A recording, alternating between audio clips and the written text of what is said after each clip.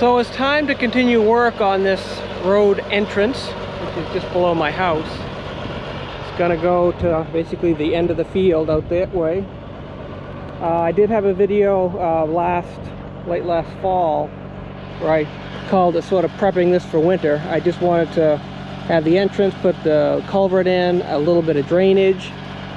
So now that I have a newer dozer, it's going to be easier to sculpt this. So what I want to do is take this, which is sort of a steeper bank, basically where the edge of the mowed part of the field is.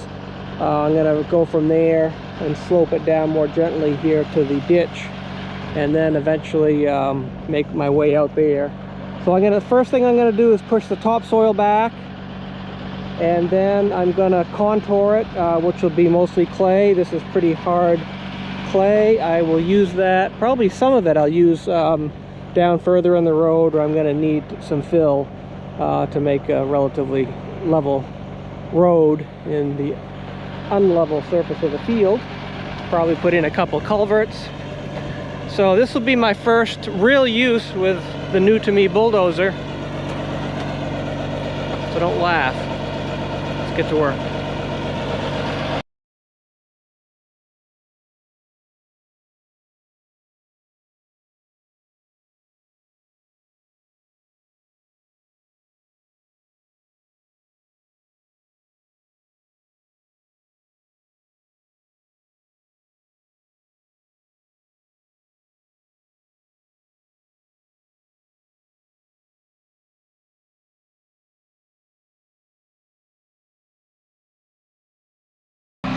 So the first thing I wanted to do is just get, that was leftover topsoil that I had from last fall. I just wanted to get that out of the way.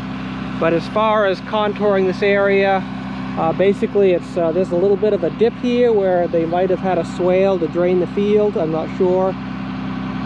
But basically from here on over, basically to where my hand is pointing, that sort of pie-shaped piece is a little bit high. I'm going to scrape the topsoil off that, bring it all back here to the edge of the mowed part of the field, and then remove the clay underneath until I get to the contour that I want, and then repurpose the clay.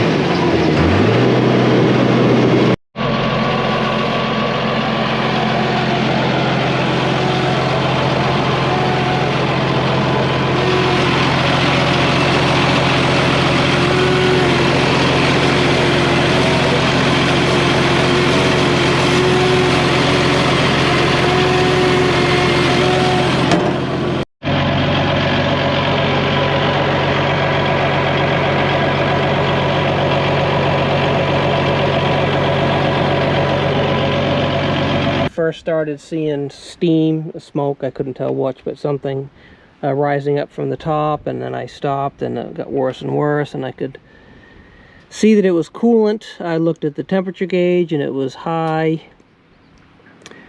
So I don't know what's going on. I guess that's my job now, is to figure that out. I'm guessing it's either the water pump or a thermostat. I'm guessing it's just not circulating water.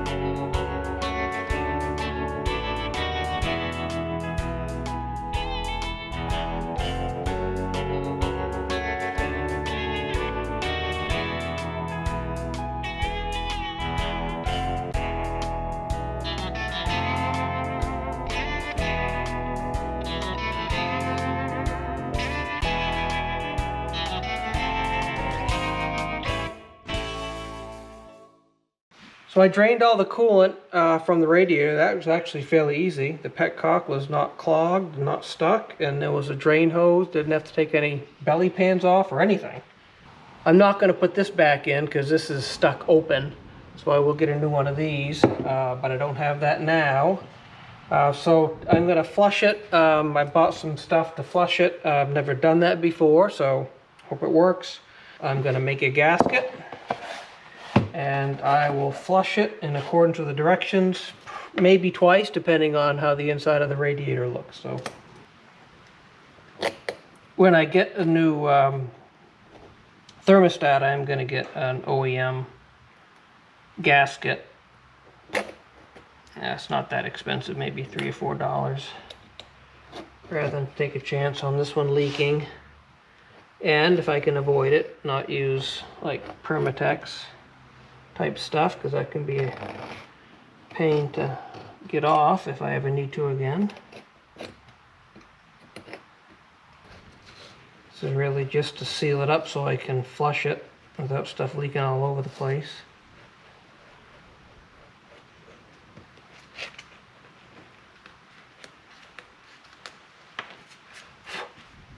Plus I'm getting my gasket all dirty. That's probably not the best thing in the world.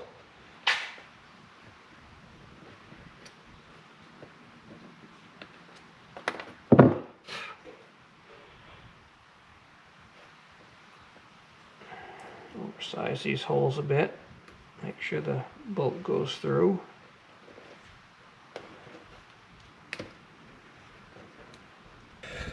So, gasket's in place.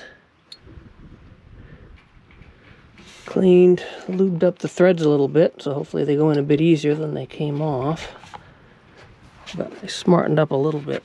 I'm going to use this instead.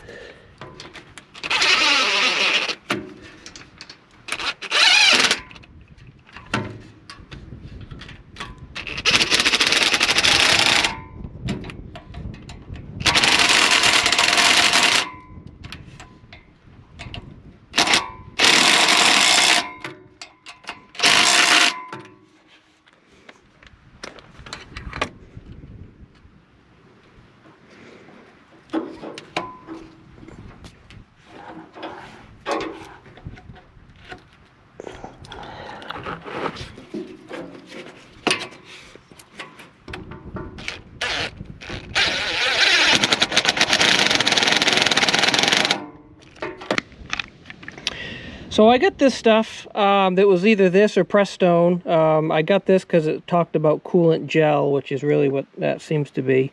Prestone may be the same stuff, I don't know. So one bottle of this does up to 4 gallons. This is a 2.5 gallon system for the most part. In it goes, fill it with water, and then run it. That's what they say.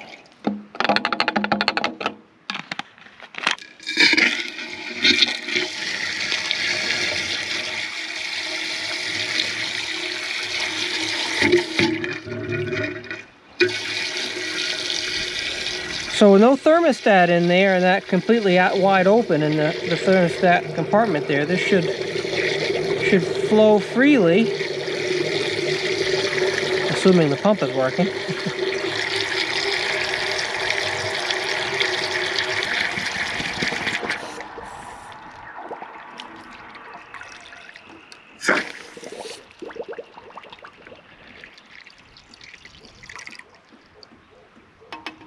Well, it's full. May still be dribbling some air bubbles out, but so I'm going to start it up now. It'll get noisy.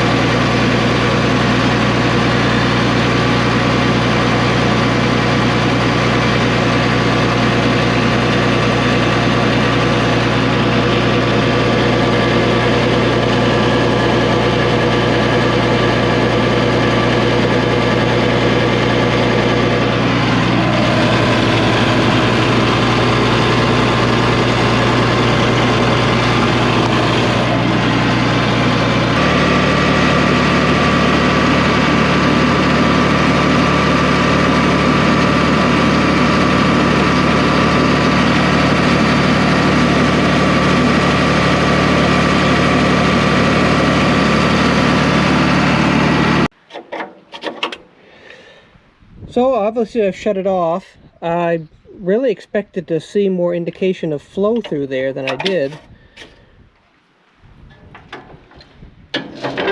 But it's getting dark, it's starting to rain. I guess it's thunder showers.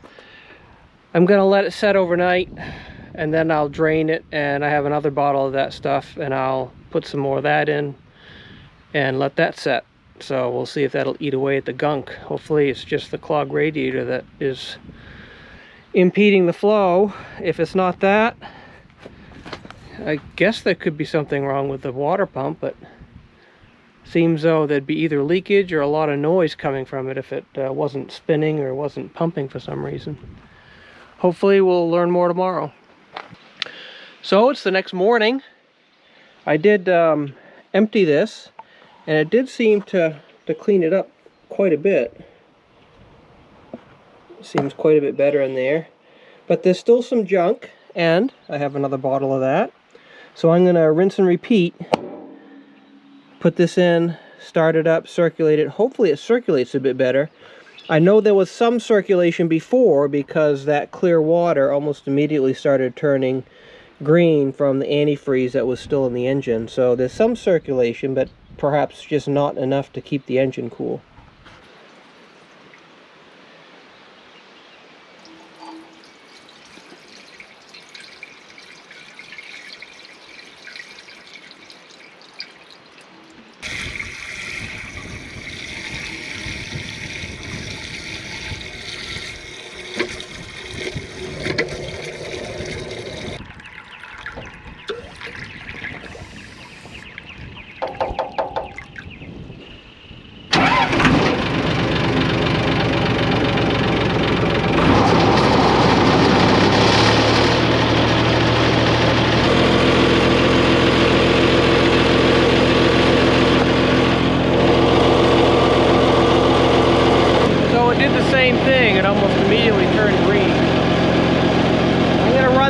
Let it circulate, let the engine warm up, and then I'm going to let it set for another several hours, then drain it. And I'm not sure if I'll just put water in and test to see if it's cooling or put the antifreeze in.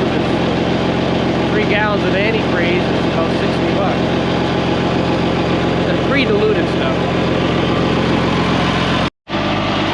So it's only been a couple minutes, and the water in the radiator is warmed up, and it does seem to be swirling a bit more than I remember that it was yesterday. So I'm hopeful that this will fix the problem.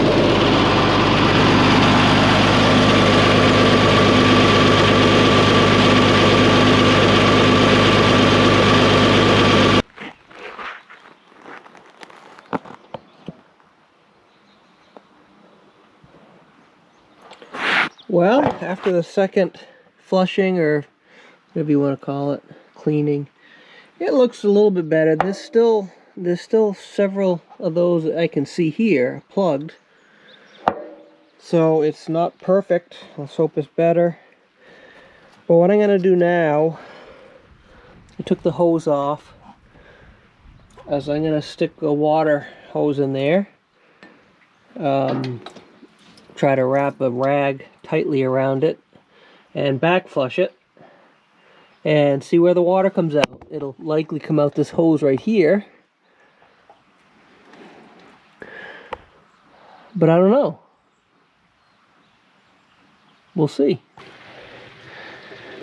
The rag is starting to get wet. There it is, coming over the hose.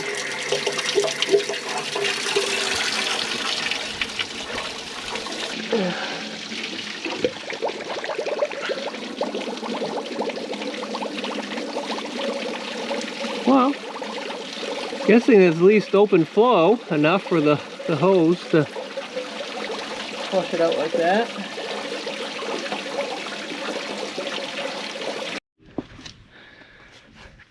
Well, I decided to do a third flush. I used the Prestone brand instead of the blue stuff that I had been using. For two reasons. One is I read about it, and it actually had two options. The other one didn't specify it, but they had sort of the quick flush, which is what I did before. You know, heat it up, let it set for a bit, and then drain it out. This one said you can put the cleaner in, dilute it with water, and then run it for several hours, and then let it cool off and drain it. So I did that. So that was one reason. I thought maybe clean better if it spent more time in there hot. And the other one was I wanted to verify that I made some difference cleaning out the radiator, so I didn't need to evaluate looking at something with the water pump. And I did verify that. So I was able to go out there and finish scraping up the topsoil. That was a bear. There's a lot of big rocks, so we'll get to that project again after this little interruption. The other thing I did is these are much clearer now, so I used some I'll show you the device, I'll show you the product that I used to clean this. This is a little plastic. This is one plastic window that was really faded and scratched, and I was able to clean that up. But when I was running both of these, the coolant temperature as well as the transmission temperature, the needle was straight up and down. So it was just under 190 for the temperature, and just about 190 as well. Just under 190 for the engine temperature, about 190 for the transmission. I'm guessing that was pretty good, although it probably will run a little bit hotter. If you remember, I left the thermostat out. Even if I put it in, it was stuck open. So now that I've verified those, then I'm going to get a new thermostat and a new gasket. The thermostat is a different design, so I'm interested in how that's going to fit in. I'll explain that here in a bit. So I'll get that here tomorrow. In the next couple days, I'll finish that out, drain this cleaning fluid out, and then put the regular coolant in, and we should be good to go. With a thermostat in there, I'm guessing the engine temperature will run maybe just a little bit to the right of vertical, so maybe 190-ish, 195, and be interested to see what the transmission temperature does. So the product I used was Mother's New Lens. There are other similar ones. I know Rain-X has a very similar kit. This one has two different methods. One for sort of lightly hazed or scored plastic lenses. You just use this, which is sort of a buffing compound, and this foam wheel on a drill, or one of these that has the special chuck in it. But that one was pretty badly scored, and it has three different sanding pads. One is 800 grit that stick on the Velcro on the back. This is actually a Velcro thing.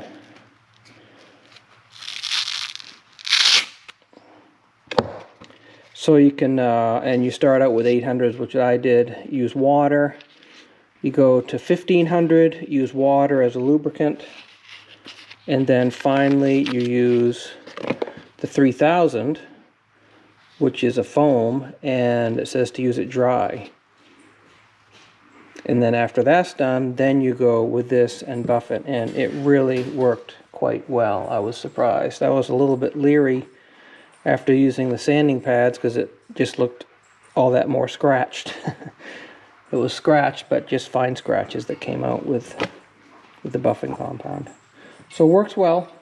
I'll show you the difference when I get it tomorrow between this style thermostat and the one that's coming. The one that's coming, or the one that I've ordered, is more of a traditional one that doesn't have this sort of deep piece to it. But this one, the seal was actually here against a rubber gasket, where normally the seal is right there. So I'm interested to see what that looks like. New parts have arrived. $75. $75. So this was a different part number, but it does look identical. So it does not match the little illustration on the order form, which I'm glad for. But you can see the difference here. This is stuck open. So that little heat-sensitive bulb is extended here. It's not there. And that's open there. And that is shut. So anyhow, it says 82 Celsius. So that's what I'm shooting for, which I can't recall offhand what that is in Fahrenheit. So I also get the filters, which I anticipate when I get my oil samples back. We did in an earlier video that I will replace these filters. They're a little bit smaller than I was thinking, so not quite as good a deal. They're both in the order of like 20 bucks, 25 bucks. Thought they were going to be quite a bit taller. My excavator ones, smaller engine, much bigger filters, but all the horsepower in the engine of an excavator goes through the hydraulic system. Only a small portion of the power of a dozer goes into the hydraulics. Most of it is to the tracks. So let us look at where we stand. So the third time of flushing it. It doesn't look bad in here.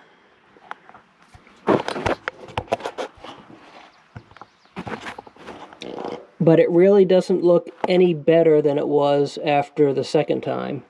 So, you know, of the fins, the I don't know, those holes or whatever you want to call them, the passages that I can see, I'm guessing about half of them are plugged and half of them are open. I don't know what else to do. I've tried, I've done 3 different rinses, 2 different chemicals, 2 different manufacturers.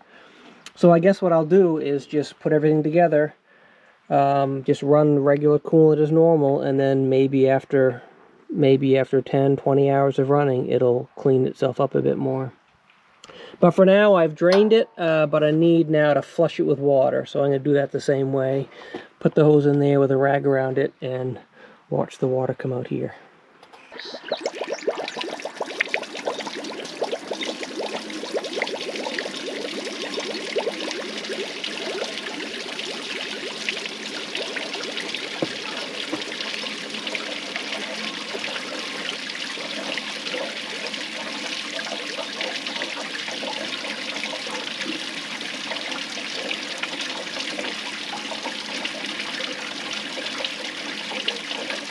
Yeah, so basically the radiator's now level with that. So now the question is, how do I get all that clear water out? I have an idea. Basically the same thing as I just did, except air instead of water. Because if I don't get it all out, and I put in the premix 50-50, which is what I have, then I will be too diluted, because there'll be some residual pure water in there mixing with the 50-50. It'll end up being 40-60. Not in my favor, meaning more water than antifreeze. Let's try the same thing with air and see what happens. Ready? The geyser!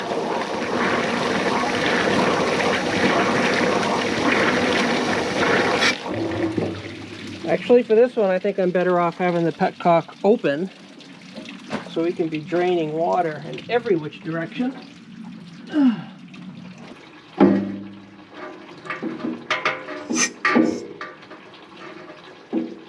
All right, petcock open, take two.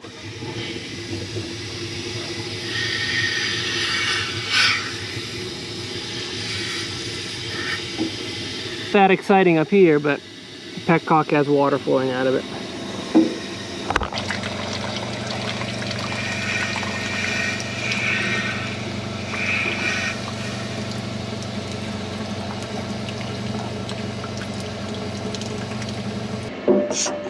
Just for good measure, I'll blow through the radiator. See if we can get any other residual out.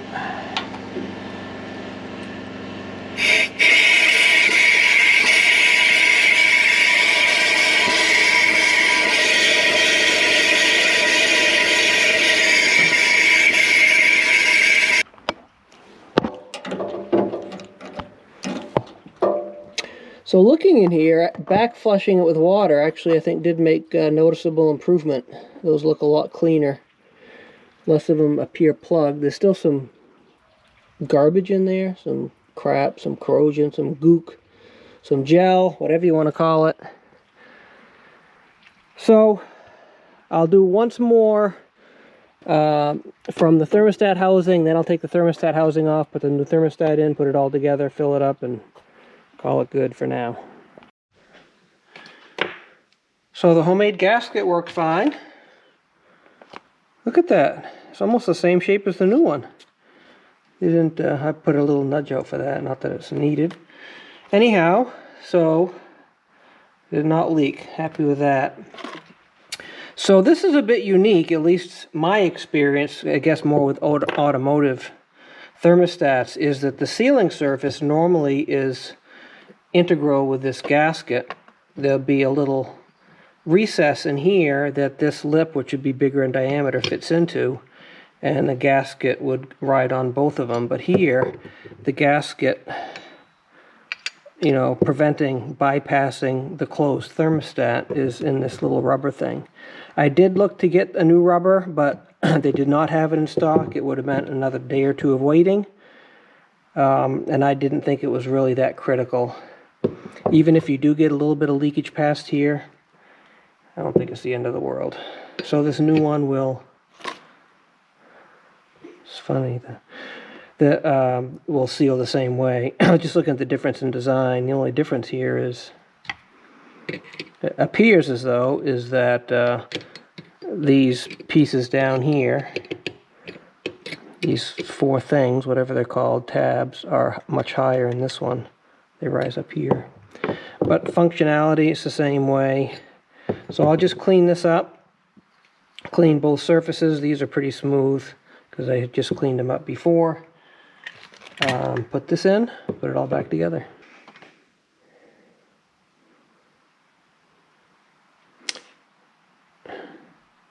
It's funny, it says up. This is upside down, so it goes like this. But one way to think of it is, because I think it's not so much with this one, this would be very difficult to put in backwards. I don't think you can. But some of the other styles, the more traditional automotive style, you can put them in backwards. I think I might have done that at least once as a kid. But the way to think of it is, this is the bulb that reacts to the temperature, and it's the temperature of the engine that we're trying to regulate. So this bulb always has to have access to the engine coolant, not the coolant going to the radiator. So I've used this. I don't know all the different types of rubbers and interactions, but I believe or have heard that sometimes petroleum-based oils, greases can wreak havoc and disintegrate some types of rubber, maybe not all types, but I think silicone is pretty forgiving to most any material. So if there are some little minute cracks in this rubber, that should take care of it.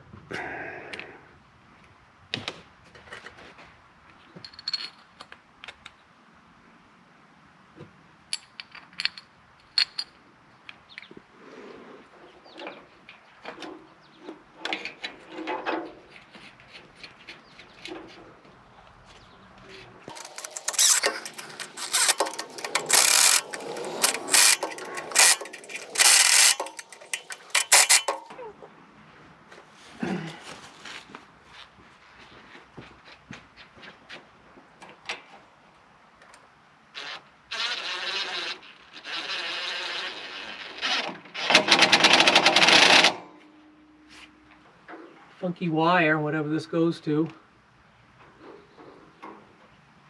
Oh, it's the horn. I guess I could have figured that out. The horn's right up there. So without that unplugged, I have no horn. Or should I say, with that unplugged, I have no horn. Or without that plugged in, I have no horn. There's just way too many double, triple negatives for me to keep track of that. So I'm sure I misspoke. So I got the really high price stuff. Super Tech. I bypassed the simple tech stuff and got Super Tech. Walmart, because that's who was open on Saturday afternoon when I wanted this, even though it's Monday now. So I think this is a different color. What was in there before was green. Maybe that's part of the issue. This one, there is a difference between coolant for a gasoline engine and coolant for a diesel engine. At one point, I think I understood the reason why. I don't recall now. It is red.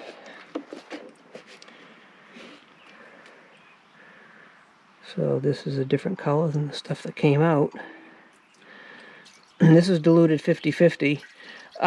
See, I don't know why, because theoretically the coolant system is completely separate and isolated from the combustion. But there's enough interaction, whether it's like the cylinder sleeves or something, whether it's combustion products with the diesel that interact differently with regular, I guess what you might call green antifreeze. But if you are replacing antifreeze in a diesel engine, you want to make sure it's made for a diesel engine. This one says on here somewhere, meets CAT spec. So it meets CAT EC1, which I don't know what that means, but there's nitrite free. Maybe there's something with nitrites that doesn't play well with diesel. If someone knows what that is and can explain it in layman's terms so I can understand it, that would be nice. So I think this takes 2.5 gallons or 2.4 gallons is what the owner's manual says. So I should have some of the third bottle left. This actually does look a lot better in there since I back flushed it after that third time with the chemical cleaner. The other thing I will do is, I'm guessing it works the same with the red as the green, is check the coolant. This basically check its protection to freezing with the specific gravity. So there's a little, like a little turkey baster that has some balls of different density, and depending on how many float, gives you an indication of what the temperature is.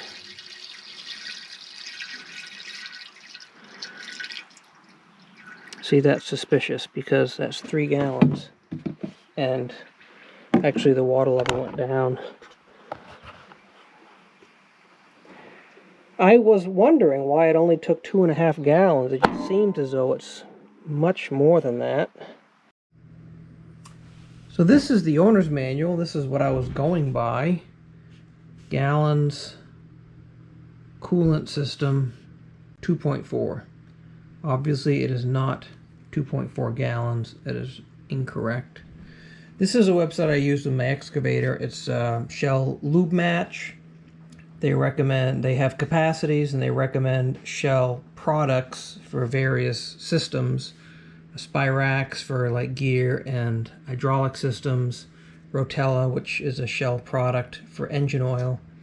And they mention coolant here. It says 21.1 quarts, just over 5 gallons of this particular Rotella product for coolant, which I didn't use. But the 5 gallons obviously appears more correct than the 2.4 gallons does. So I'm going to need some more. So my overheating issue sort of hijacked this video of me working on the entrance to the road in the field. There is some topsoil still for me to scrape off. It was hard for me. Before it rained, I think I could see some areas with the clay, the difference in color. Here's an area. So you can see here, this got roots in it. This is dark. This is a bit more gray. You may not be able to make that out as well. I can barely make it out. But it's gray there. That's pure clay, and that's topsoil. So there's probably still another 4, maybe 6 inches of topsoil. But I tell you, this grass was really rough. Granted, it's the first time with the bulldozer. I'm not used to what it's capable of, but I did a lot of spinning. I couldn't grab a lot. Didn't seem as though the blade was full, but I do know that, I mean, I wouldn't be able to touch this sod with my old Case 310. It just doesn't have enough power or traction. So the stuff that I had done here before was all done with the excavator. The other issue I ran into after I stopped videoing much greater extent is these rocks, which really wreaked havoc. So before I do too much, I'm going to have to bring my excavator over and pick out these rocks. Some are much bigger, like this one is fairly sizable. And the dozer can push them. I could easily get them out of the ground with the corner of the blade. But the issue was there's so many of them, and I'm riding over them and don't always know it because they're just below the surface. And it makes you realize that the dozer has no suspension, no rubber, no wheels, no air, pneumatics. Whatever the dozer feels, you feel outside of the cushion in the seat, which makes it pretty rough, and it's probably not easy on the dozer either. So I'm going to pick these rocks out and then scrape off the remaining topsoil. Some of this is really nice topsoil. I mean, it's no clumps in it. It's ready to spread. So the next order of business is to continue this road. You might be able to make out the stakes there. The ribbon is faded, but there's some stakes out there. So that's the edge, basically the edge of where I can go without encroaching upon the 50-foot buffer zone of the wetlands. So the wetlands is basically the wooded area there, marshy area, this like speckled alder. But the wetlands come up into the field a little bit, and then I have to add another 50 feet there. So that's what those stakes represent. So my road will sort of skim along there and then head out to that corner over there in the field. So it's quite a long road. The next thing I'm going to do with that is mow it. So the grass is quite long, so I will mow a path where the road is going to go. One, because give us an idea what the road looks like, to verify that's where we want it. And the other is be much easier to scrape the mowed sod up than it would be tall grass.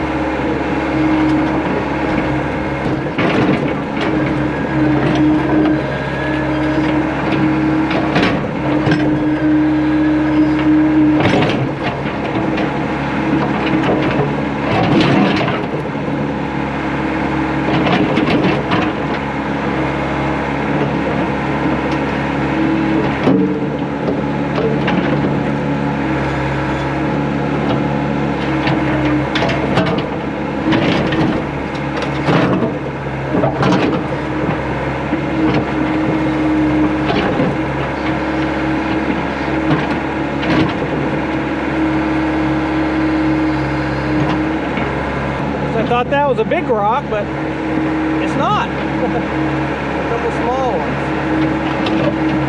You're wondering why I don't use the thumb. I can, it's just deathly slow. I'll use it here eventually and you'll see how slow it is.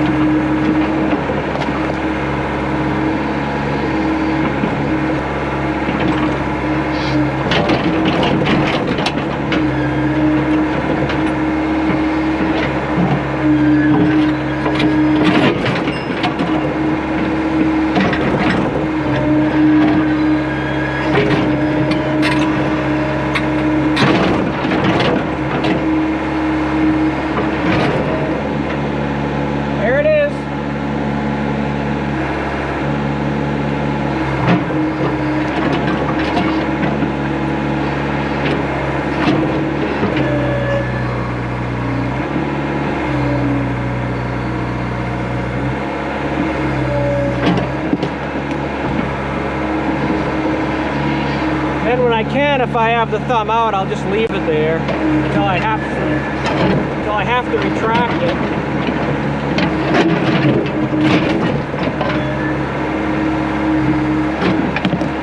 So I refer to it really as my hydraulically positioned mechanical thumb. That's what it feels like. It gets its hydraulic from the same pump as the blade. And it's a pretty small pump. Someday I may look into connecting it to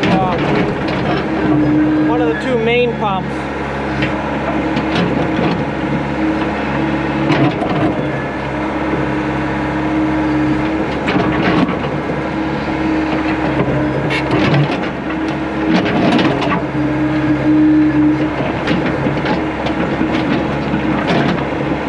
Does work really well to separate out the rocks from the dirt.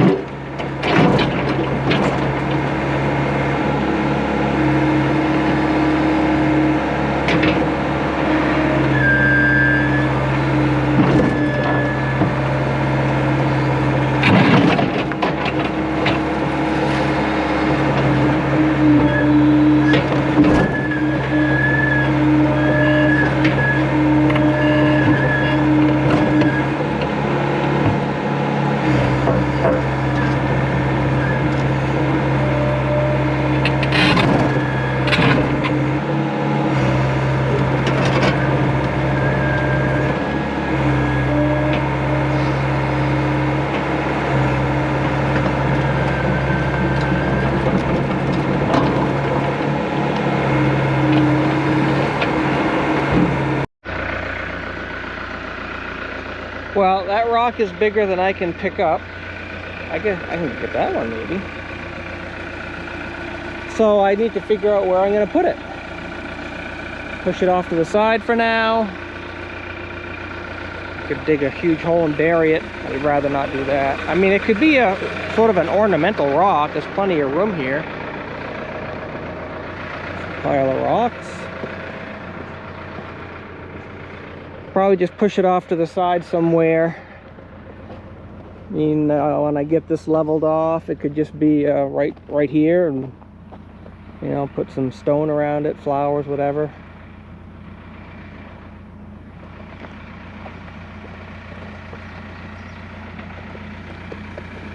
So you can see that now that the sun has dried things out, this is clay. That real brown, dark brown stuff is topsoil. So just a little bit more to scrape off, but these rocks are making it impossible to do that with a dozer. There does seem to be just sort of an isolated vein, if you will, of rocks. Up there, there's really no rocks of significance. And I remembered when I was out here last fall, same thing, right around in this area, just a lot of rocks. So here's sort of the lay of the land. Goes next to the excavator and far away. Rock doesn't look that big, but this is well in excess of the capacity of that 7-ton excavator to lift that up. But I can push it okay. The tracks are pretty strong as far as the track drives go. Maybe push it over there. Maybe I'll push it just over into the grass, because I don't intend on touching the grass. Then that won't be in the way. So I'll clear a path on this side of the rock pile and just head up that way. Plan B on this rock. The excavator could, well, it moved it quite a bit. It is a little bit uphill, but I've never heard the excavator lug as much as it did as I was pushing it with trying to raise the blade. So I don't want to damage anything. I'll push it with the dozer, since I happen to have one nearby. So that'll be the next thing.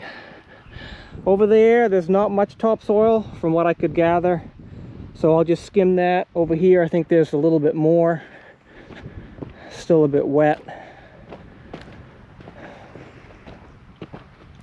but the tops of it are starting to dry out. So up to the house to get the dozer. Last we left this, I put a new thermostat in. I went by the Caterpillar owner's manual for this, and it said 2.5 gallons of coolant.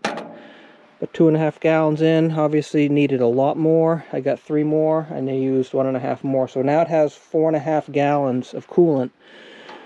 I'm sure there's some air pockets in the engine, so I'm going to start it up. I'm thinking this hose here is just a bypass, so it always has a little bit of coolant flowing through the engine, even though the thermostat may not be open. So I'm thinking as soon as I start it up, we'll see this level drop, swirl, circulate, bubble, or something. So you watch for that.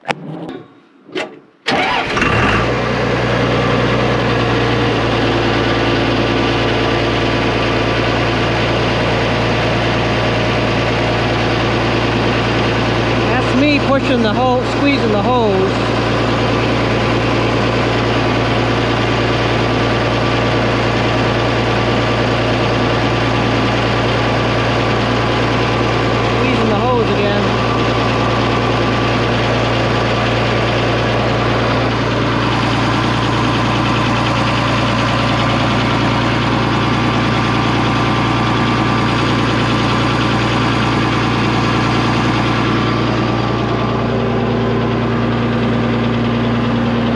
That warm up and we'll come check it.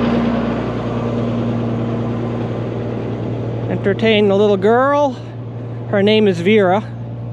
My daughter named her after, I guess, Vera Bradley or something. I don't know, must be ladies fashion stuff.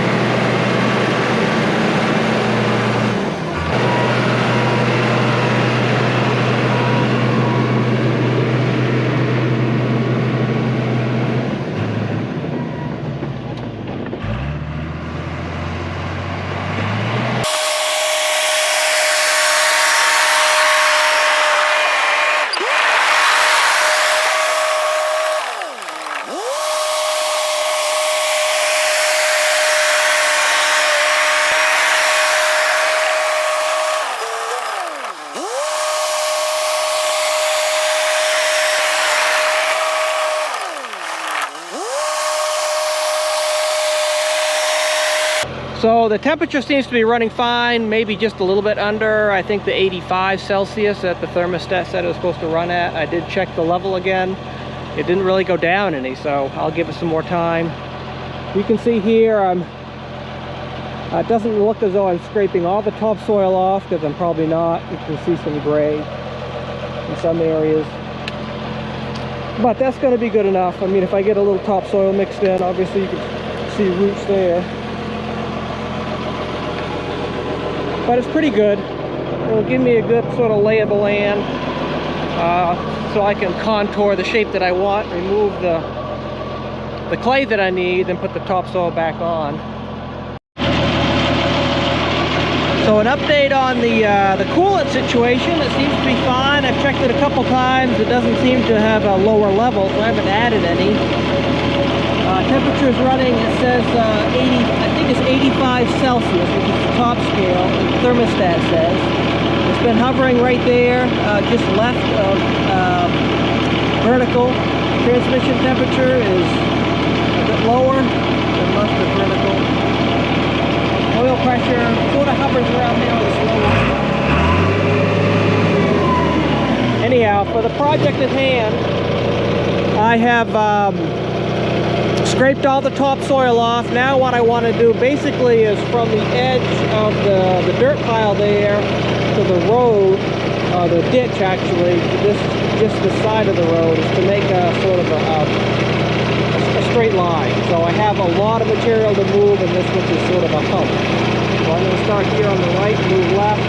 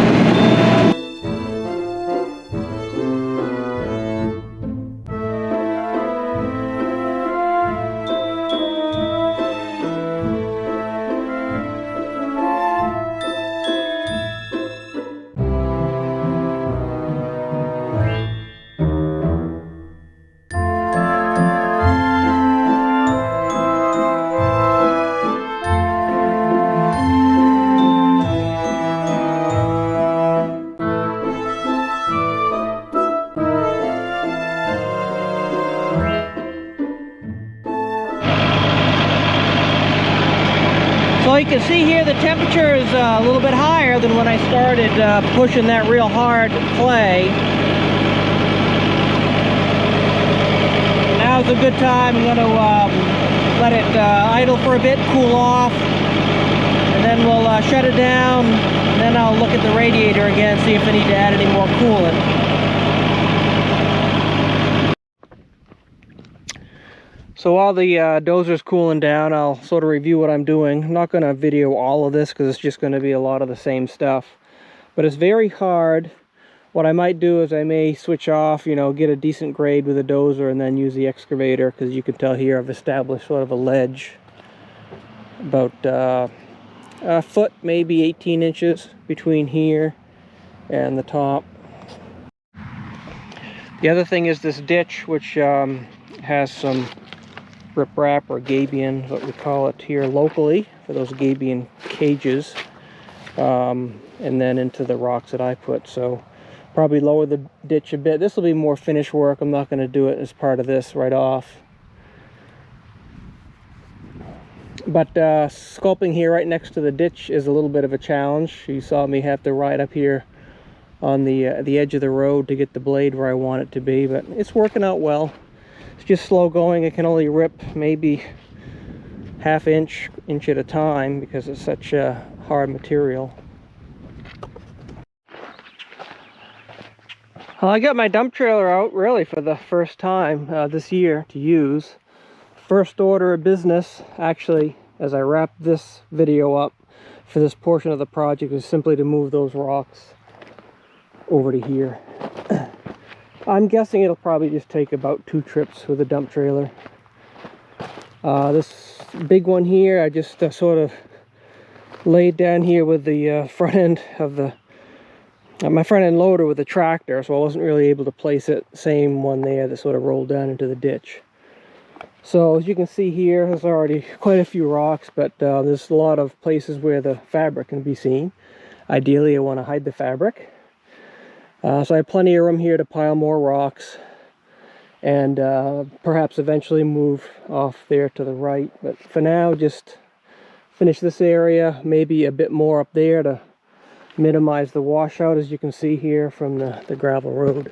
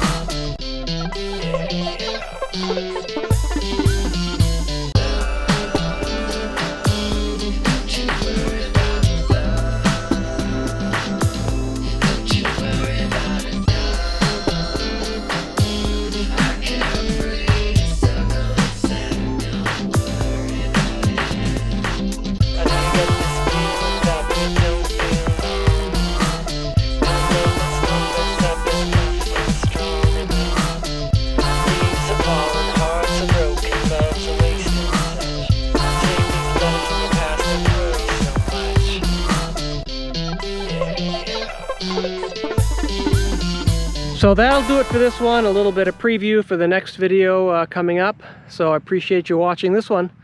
Thank you very much.